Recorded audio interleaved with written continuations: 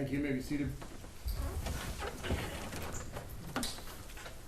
Back on the record, August 17th, 2026, case number 26C000119.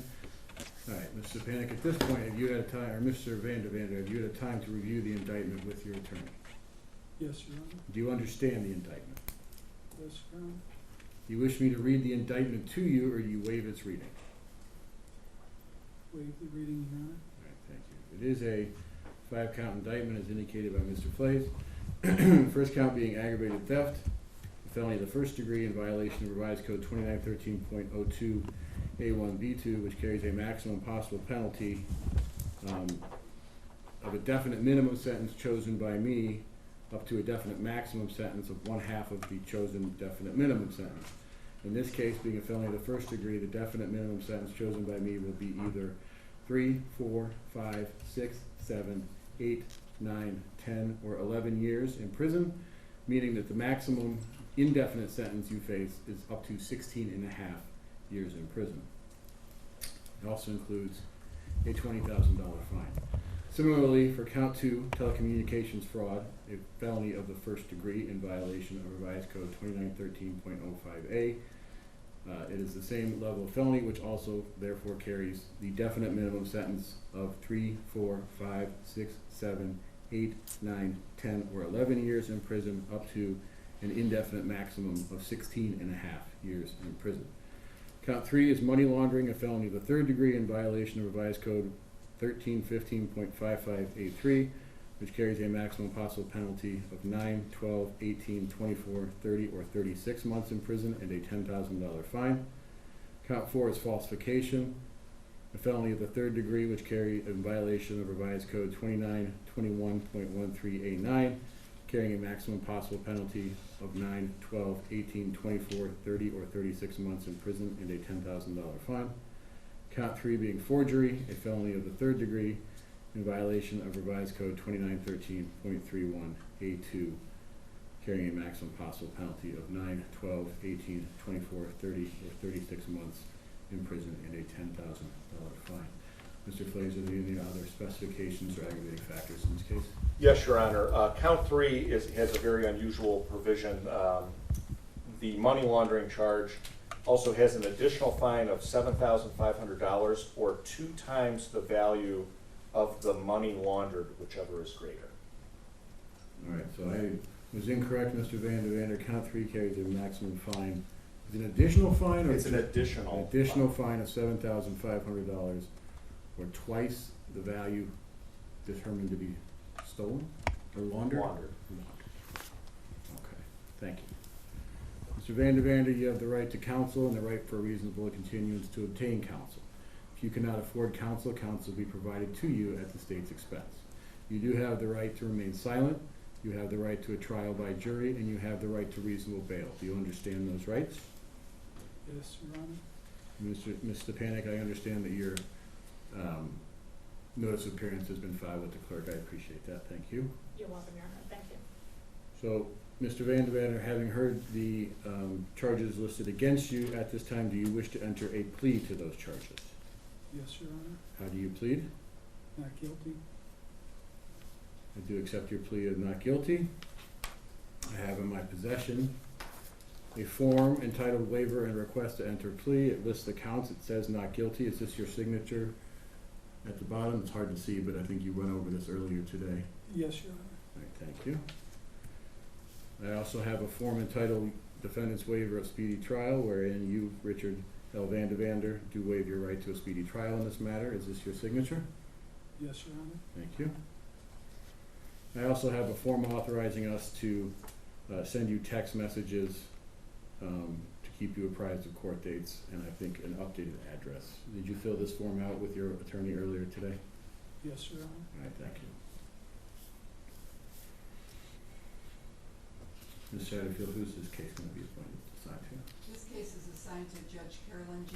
Paschke. All right, Mr. Vandevander, that means from now on when you appear for this case, you'll be appearing on the second floor in this courthouse in front of Judge Paschke. All right, Ms. Sapanik on bond. I'm sorry. Bond.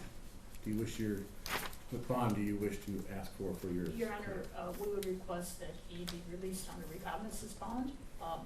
He has been cooperative from the get-go here. To be quite frank with you, the reason that the crime was detected was because I got a phone call from Mr. Vandevander indicating that the activity had been occurring, and I encouraged him that evening to have a conference call with Scott Hildenbrand and me on the phone. And so it was on July 27th that my client voluntarily told his employer what had been going on, and he has been cooperative since that time period. He resigned immediately. He turned over everything that he had relating to the fire department. He has been cooperating with them in terms of giving passwords, in terms of doing whatever needed to be done to facilitate the operation of the fire department. He is not a flight risk. He has a family here. His wife is in the courtroom with him today. He also has a son who is enrolled in school in this county. He is employed full-time and plans on staying employed full-time as long as he can while this proceeding is going on with a company called Med Impact. We would request, because of the level of cooperation that he has given to date and that he is going to continue to give, that the recognizance bond be the bond that would be set. Mr. Flays? Thank you, Your Honor. The state does agree, the defendant was cooperative, and defense counsel was very much facilitated an interview with the defendant and investigators after this was discovered. I do want to push back a little bit on this was discovered because the defendant reached out to her counsel, and then counsel reached out to the fire chief. This was reported to the fire chief on July 27th, and payroll was due August 3rd, and the accounts only had half the amount of money needed to make the payroll for August 3rd. So I do want to push back a little, but for him reaching out, that's why it was discovered. It was imminent that it was going to be discovered. The state, the defendant does not have a criminal record. However, the state does believe that a cash surety bond is warranted given the charges in this matter. The recommendation is $50,000 cash or surety. Defendant to surrender his passport. We'd like the court to order pretrial release if he does post the bond with standard conditions and no contact with the Hambden Fire Department. Thank you. All right, Mr. Vandevander, I agree with Mr. Flays that just because of the nature of the crime being 2 felonies of the first degree, 3 felonies of the third degree, I am going to issue $50,000 cash or surety bond.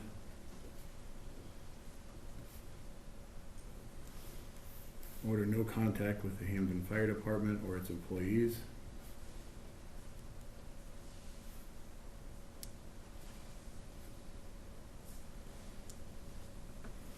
While on bond, you shall not possess or consume any alcohol, marijuana, THC, or drugs unless prescribed by an MD, DO, or dentist. You shall not enter bars or places where alcohol serves as a primary source of income.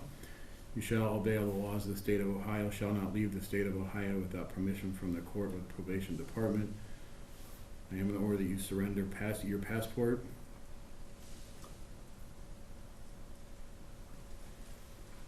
And I am going to put you on pretrial release with the probation department, which means you'll have to check in weekly with Ms. Bokar, who is seated at this table. She will tell you how to do that after we are finished on the record today. Now let me ask, Ms. Stepanek, what is the possibility that Mr. Vandevander is going to be able to file that bond today? Because otherwise he's going to be remanded to the... There's no possibility that he's going to be able to So, do it. Mr. Vandevander, you're going to be remanded to Geauga County Jail until you post bond, immediately after today's hearing. When you get there, you will have to surrender or participate in having your fingerprints, DNA, and photograph taken. Anything else, Ms. Stepanek? No, Your Honor. Mr. Flays? No, thank you, Your Honor. Ms. Bokar? You know, we just asked if there's clarification on when the passport should be surrendered. Well, he's gonna be in the jail, so before he gets out, if he post bond, Thank you, Your Honor. if you have one. If you don't have one, if it's expired, I would ask you that you please it. He just told me that it expired August 1st of Wow. this year. Surrender it anyway. You can certainly, not counting on Customs and Border Enforcement to recognize a recently expired passport. You're standing up, Mr. Flynn. No, Oh, okay. I was standing up anticipating you leaving. Thank you, we're adjourned. Thank you. All rise.